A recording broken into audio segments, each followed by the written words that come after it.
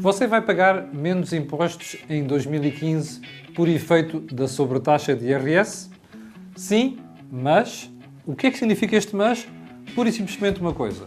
Se o Estado for mais eficiente a combater a evasão e fuga fiscais, sim. Vamos a um exemplo. Em 2014, o Estado arrecada de sobretaxa de imposto 760 milhões de euros. Mas como tinha inscrito no orçamento 35.800 milhões de euros de receita, acabou por ir buscar quase 37 mil milhões. Isto significa que se esta situação se repetisse em 2015, o Estado iria devolver aos contribuintes 760 milhões de euros. É isso que vamos analisar no programa de hoje.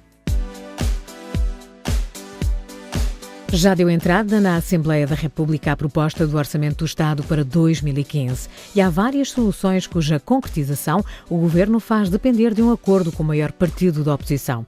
Ao contrário do que se esperava, a sobretaxa afinal não irá descer. O Governo propõe antes um mecanismo de crédito fiscal para devolver aos contribuintes o valor da sobretaxa de IRS a partir de 2016. Isto será possível com a receita que resulta do combate à fraude e evasão fiscal.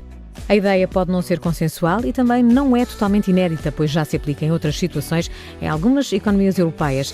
Uma coisa parece ser certa, o Governo aposta num orçamento mais cauteloso e pouco eleitoralista, apesar de já ter anunciado que o déficit deverá ficar nos 2,7%, acima dos 2,5% acordados com a Troika.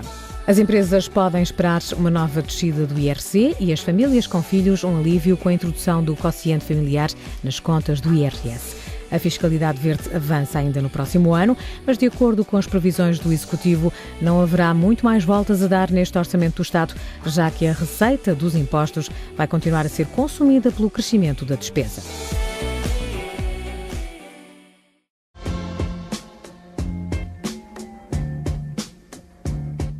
Em 2015 vai ser um ano difícil. Temos de respeitar um déficit de 2,5% do Produto Interno Bruto. Estamos a falar de déficit orçamental. Ora, e é preciso saber como é que o orçamento vai conseguir chegar a esse objetivo. É essa a matéria do programa desta semana e eu tenho como convidados o Dr. Eduardo Catroga, ex-Ministro das Finanças, e Afonso Arnaldo, consultor da Deloitte. Muito obrigado por terem vindo à Cor do Dinheiro. Dr. Eduardo Catroga, como é que vamos chegar a um déficit de 2,5%? Olha, não há dúvida que a base de partida de 2014, sem movimentos, sem operações pontuais extraordinárias, parece estimado um déficit de 4%. E é conhecido que vai haver algum crescimento económico, mas muito frágil. E puxado pela procura interna? A puxar pela procura interna, alguns sinais nesse sentido, que aliás são sinais ainda prematuros, na minha perspectiva, e, no fundo, nós temos que alcançar mesmo esse objetivo de 2,5% em função dos compromissos que temos, por um lado, e por outro lado, também não é só os compromissos, é quanto mais adiarmos o objetivo de redução do déficit num determinado ano, maior é o esforço financeiro que ainda temos que fazer para ajustar, nomeadamente, o nível da despesa pública às possibilidades reais da economia portuguesa nos próximos anos. Afonso, chegar a 2,5% no ano eleitoral, ou seja, em que é difícil cortar despesa e que ao mesmo tempo se fala em desagravamento de impostos, é um compromisso muito complicado. É com certeza um compromisso complicado. O facto é que 2,5%, no fundo estamos, como se chama, entre a espada e a parede. Porque, por um lado, o trabalho no lado da despesa, e eu recordo que inicialmente, na intervenção da Troika, aquilo que era o conselho era de que deveríamos trabalhar 2/3 pelo lado da despesa e 1/3 pelo lado da receita. E estamos a fazer exatamente o oposto. enfim, eu diria que também por força das circunstâncias, também, nomeadamente a questão do Tribunal Constitucional, mas, portanto, por um lado, deveríamos trabalhar muito mais a despesa e, por outro, a receita tem sido bastante trabalhada e já está, eu diria que, comparando aquilo que é a realidade portuguesa com outras realidades, nomeadamente o PIB per capita de outros países da União Europeia, já estamos muito esmagados em termos de fiscalidade, portanto, com alguma dificuldade. O Afonso falou na questão das dificuldades trazidas pelo Tribunal Constitucional. Como é que nós vamos respeitar déficits orçamentais se não temos qualquer margem para cortar a despesa? Mas temos que cortar a despesa. Mas como se o Tribunal Constitucional não deixa? Digamos, ou a interpretação do Tribunal Constitucional tem que se adaptar à realidade, ou mais tarde ou mais cedo... Mas está a pensar fazer alguma formação de coaching especial para os juízes? Ou tem que se adaptar à realidade, ou mais tarde ou mais cedo teremos que, se o problema não for de interpretação, mas se for de conteúdo da Constituição, temos que rever a Constituição. Se houvesse um acordo entre PS Agora, e a coligação, era fácil Era esse ponto que eu ia falar a seguir. Não há dúvida que as decisões do Tribunal Constitucional podem ser revertidas na Assembleia da República com a maioria qualificada. Portanto, aqui a questão central é não ter havido entre os três partidos do arco de poder, incluindo, portanto, o Partido Socialista, uma interiorização que a economia portuguesa, a sociedade portuguesa precisa de uma redução estrutural da despesa pública para criar condições para aliviar a carga fiscal sobre as famílias e sobre as empresas e logo para relançar uma base sustentada ao crescimento económico. Para termos uma ideia, quando o Dr. Catroga era Ministro das Finanças, a despesa era 37 mil milhões de euros. Depois salta para 53 mil milhões em 2000 e chega a 89 mil milhões. Sim, e era de 75 mil milhões de euros em 2007 e 72 mil milhões de euros em 2005, 2006. Portanto, quer dizer, nós realmente partimos quando se iniciámos o processo de ajustamento, de um excesso de despesa pública de 89 mil milhões de euros, 51,5% do PIB, e ao Camilo, eu chamo a atenção para o seguinte, é que os agentes políticos ainda não interiorizaram que não têm, neste momento, outra alternativa. Porque não há capacidade de aumentar mais a carga fiscal. Como foi muito bem dito, já temos uma carga fiscal exorbitante face ao nosso nível de estádio de desenvolvimento económico. Já esgotámos a capacidade de recorrer a receitas extraordinárias, que foi o expediente de muitos governos nos últimos anos. E a margem para crédito é muito pequenina. Para reduzir a dívida pública, as grandes privatizações estão feitas e as receitas das privatizações estão praticamente esgotadas. Agora tem que ser da poupança. Portanto, isto significa que, e por outro lado, os credores também não deixam aumentar mais e bem o nosso endividamento. Portanto, isto significa que temos que ajustar a despesa recorrente do Estado às receitas recorrentes do Estado, fiscais e não fiscais. E isso é inevitável. Afonso, esta questão da redução de despesa é politicamente complicada porque, se olharmos para os gráficos, percebemos que a maior parte desta despesa é prestações sociais e salários.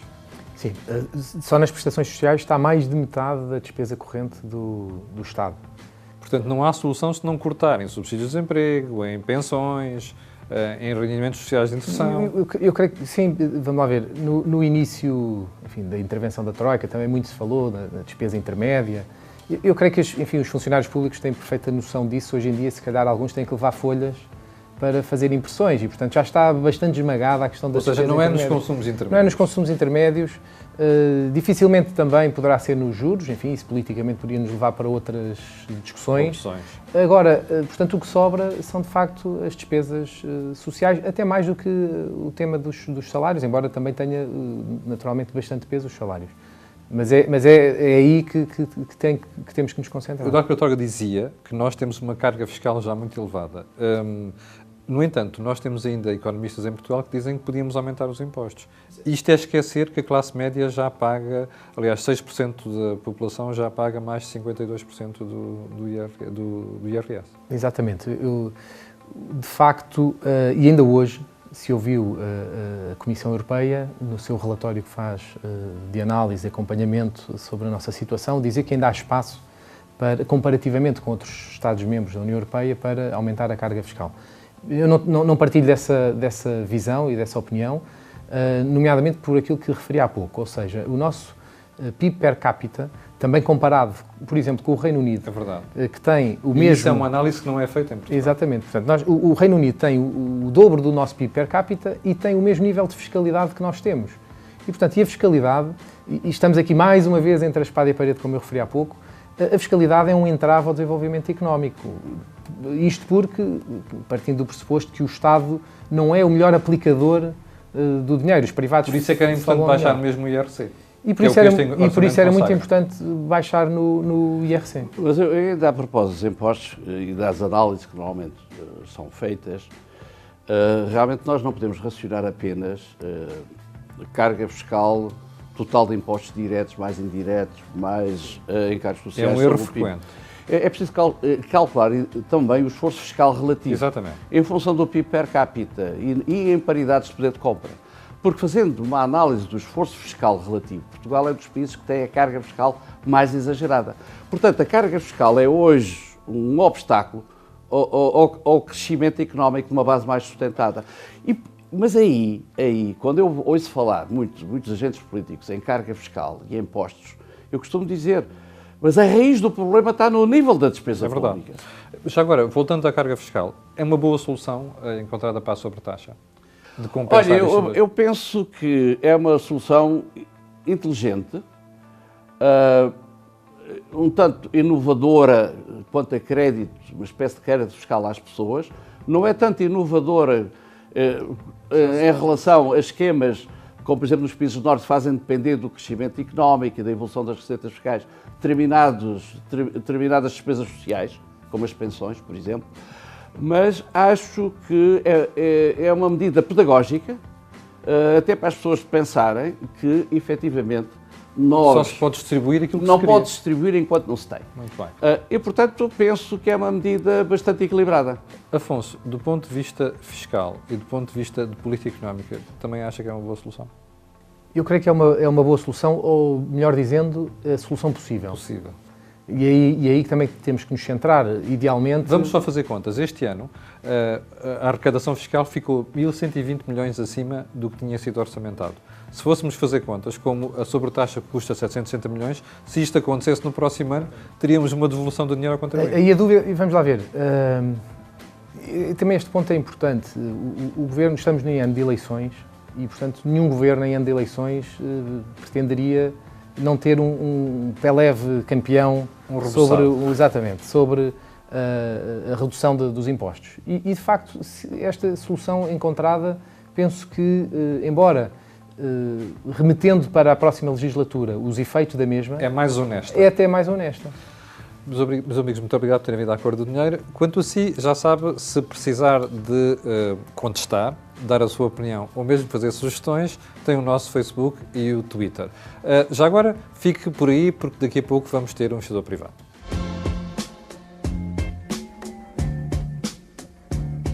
E chegou a altura em que falamos de aconselhamento. Esta semana com Pedro Santos, recém-regressado de Angola, mas já lá vamos. Pedro, vamos começar pelo mais importante neste momento, que é a baixa do IRC para 21% no orçamento de 2015. Tem impacto ou não? Olá, Camilo.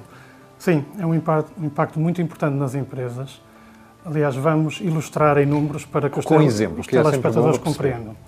Então, uma empresa que tenha 100 mil euros de resultado líquido, o qual é tributado sob a taxa de IRC, recordo que no ano anterior essa taxa estava nos 25%, este ano em 23% e no próximo ano em 21%.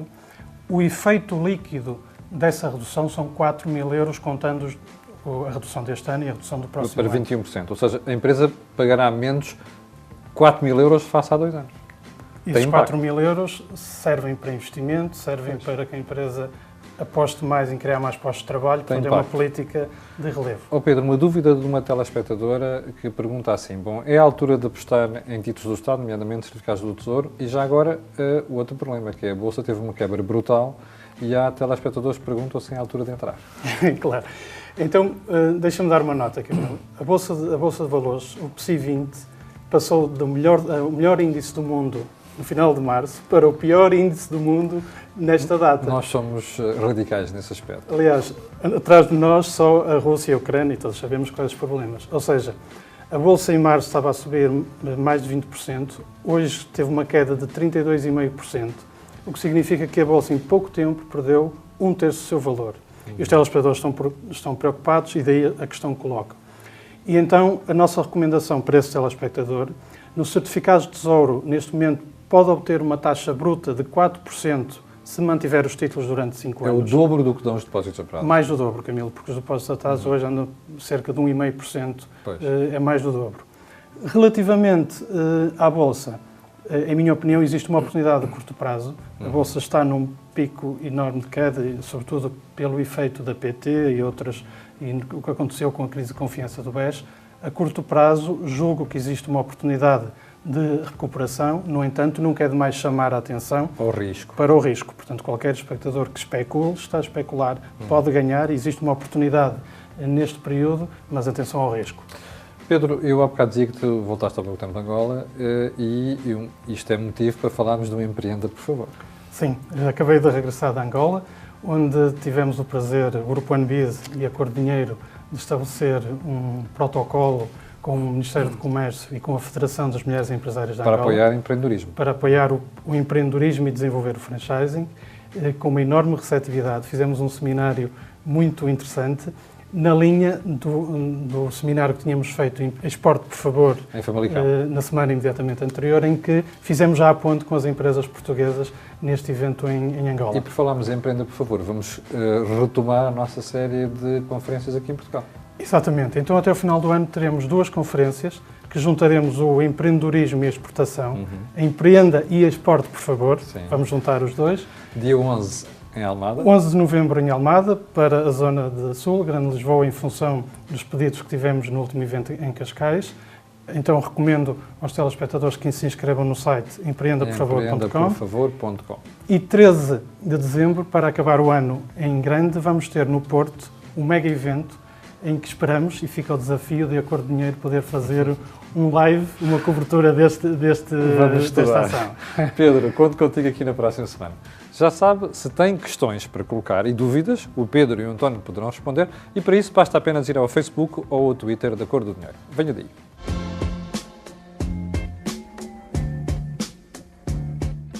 E o investidor privado desta semana é Domingos Piedade, o homem que melhor conhece o negócio automóvel e também o da Fórmula 1. Olá, Domingos. Obrigado por teres vindo à Cor do Dinheiro. Obrigado. Domingos, vamos começar pelo início. Onde é que tu pões a massa? Lá em casa fazem muito bem comida italiana. De maneira que é onde nós usamos. É isso. É a massa italiana. E a massa do tutu, onde é que a pões? Quais são as aplicações? Tem que ser escondido, porque senão ainda vem alguém que leva o resto que tem. Estás a falar, quando dizes vem alguém e leva o resto, estás a falar do IRS ou do fisco, ou estás a falar de... Desse grupo. Desse grupo. Venha ao diabo e escolha. Muito bem. Domingos, tu és provavelmente o português que melhor conhece o negócio automóvel. Isto foi fortuito, ou seja, entraste neste mundo por acaso?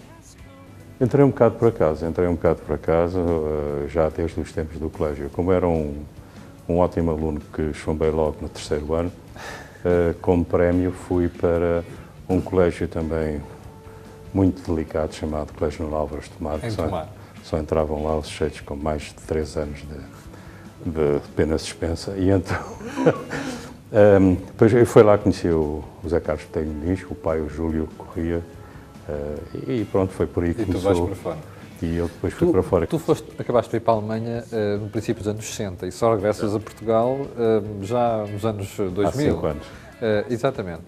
Tu és mais alemão do que português? São as duas coisas, tenho as duas nacionalidades. Aliás, vê-se, eu sou alto, louro, de olhos azuis, também tinha que ter um passaporte alemão. Como é que um português se acaba por afirmar na Alemanha em áreas que não têm nada a ver com a primeira imigração? Olha, para ser sincero, foi um acaso. Um acaso que eu queria, naquela altura toda a gente queriam e podiam, iam para a Inglaterra, para o School of Technology, Engineering and Technology em Londres, em Bath. Mas tu fazes engenharia mecânica na Alemanha? Na Alemanha. Não, eu fui para lá primeiro, para a Inglaterra. Só que naquela altura, nos anos 60, não havia nem os restaurantes chineses, nem os italianos, comia-se muito mal. E eu achei, bem, acho que vou morrer aqui. E eu vinha de Tomar, portanto já vinha mais ou menos preparado para comer mal. Mas, não, achei que tinha que ir para o outro lado e fui para a Alemanha. E fazes engenharia e fazes economia na Alemanha, os dois cursos.